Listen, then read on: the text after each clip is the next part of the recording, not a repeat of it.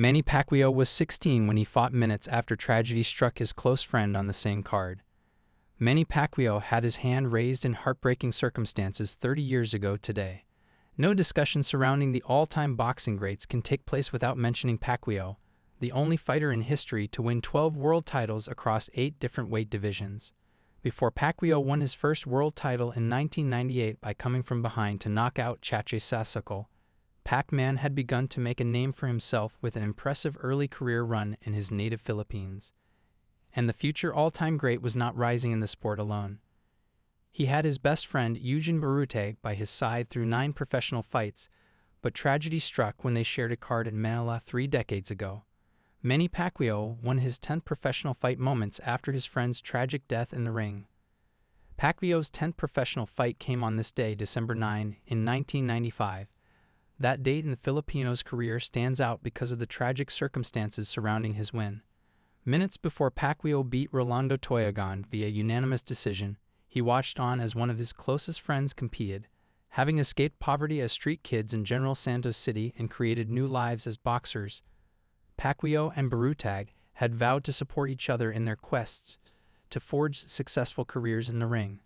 At 16 years of age, Barutag fought veteran journeyman Randy Andagan on Pacquiao's undercard 30 years ago. He was winning the bout but began to slow and eventually collapsed in his corner after multiple blows to the head. At the time, there were no paramedics on standby in case of such an emergency. Officials were unable to revive Barutag, and Pacquiao described the heartbreaking moment when he held his friend in his arms backstage. "He was my close friend. I feel so bad," Pacquiao said, /T the Courier Mail. "I was saying to him, 'Come on, you can make it.' But his eyes looked straight ahead and he was not breathing anymore."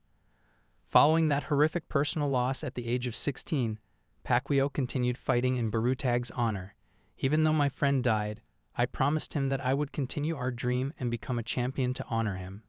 I want to encourage people to fight on no matter what their circumstances in life." It is safe to say that Pacquiao has done his late friend proud, having gone on to become one of the most successful boxing legends in history. And after establishing himself as one of his country's leading political figures, Pacquiao created a bill in 2017 to establish a Philippines Boxing Commission to regulate the sport and introduce proper medical checks. The latest on Manny Pacquiao's boxing return as the timeline changes again. Pacquiao continues to fight in his friend's memory, and he may not be done collecting world titles yet. The Filipino legend narrowly fell short of the WBC welterweight title in his comeback this year, as he returned to the ring for the first time since 2021 to challenge Mario Barrios. After a draw against the reigning champion, Pacquiao's next boxing match looks likely to come against wnba welterweight champion Rolly Romero.